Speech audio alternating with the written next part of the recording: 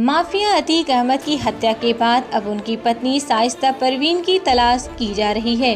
शाइस्ता उमेशपाल हत्याकांड में आरोपी है और उस पर 50,000 रुपये का इनाम रखा गया है। यूपी पुलिस और एसटीएफ की कई टीमें शाइस्ता और एक अन्य आरोपी गुड्डू मुस्लिम को ढूंढने में लगी हुई है। अब शाइस्ता को लेकर अहम जानकारी सामने आई है। सूत्रों की माने तो अतीक की पत्नी शाइस्ता कहीं और नहीं बल्कि प्रयागराज में ही है। इस दौरान उसके साथ कई अन्य लोग भी हैं जो कदम कदम पर उसकी मदद कर रहे हैं। शाइस्ता बुर्का पहनने की वजह से पुलिस की गिरफ्त में नहीं आ पा रही है। आज तक के अनुसार शाइस्ता के साथ कम से कम आधा दर्जन महिलाएं हैं और वे भी बुर्के में हैं।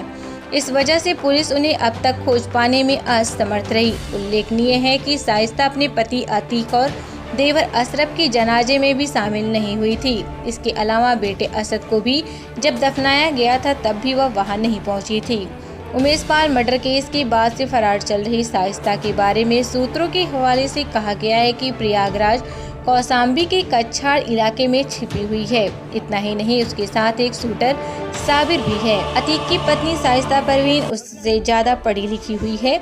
वह प्रयागराज के गांव दामूपर की रहने वाली है। 4 बहनों और 2 भाइयों में वह सबसे बड़ी है। उसके पिता मोहम्मद हारून रिटायर्ड पुलिस कांस्टेबल हैं और उसका एक भाई मदरसा में प्रिंसिपल की पोस्ट पर काम कर रहा है।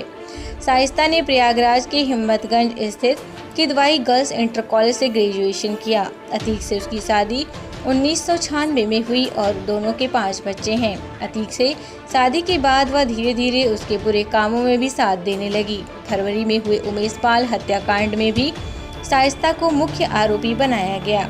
इससे पहले यूपी एसटीएफ के उप महानिरीक्षक अनंतदेव तिवारी ने भी शाइस्ता के पर्दनसीन होने की बात कही थी। तिवारी ने इसी साल 24 फरवरी को प्रयागराज में हुए उमेशपाल हत्याकांड मामले में फरार आरोपी शाइस्ता परवीन और गुड्डू मुस्लिम के बारे में कहा था कि हमारी सीमाएं हैं, लेकिन गिरफ्तारी से बचने के लिए उनके पास कई साधन हैं। जहां तक गुड्डू मुस्लिम का संबंध है, वह गुड्डू बमबाज के रूप में जाना जाता है और गिरफ्तारी से बचने में माहिर है, जबकि परवीन पर्दनसीन है, लेकिन जल्द ही दोनों को गिरफ्तार कर लिया जाएगा।